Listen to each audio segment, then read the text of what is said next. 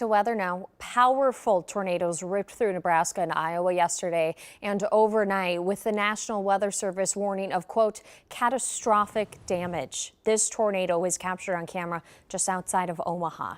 It was one of the several tornadoes that hit that region. Jason Sunday says that his home was ripped apart by the storm. Just like the movie state, it was like just a freight train. The noise was so loud. I'm not too afraid to admit it. I was crying like a baby because it was just the scariest feeling in the world. It was helpless. That is terrifying. The National Weather Service received reports of more than 80 tornadoes in at least 5 states.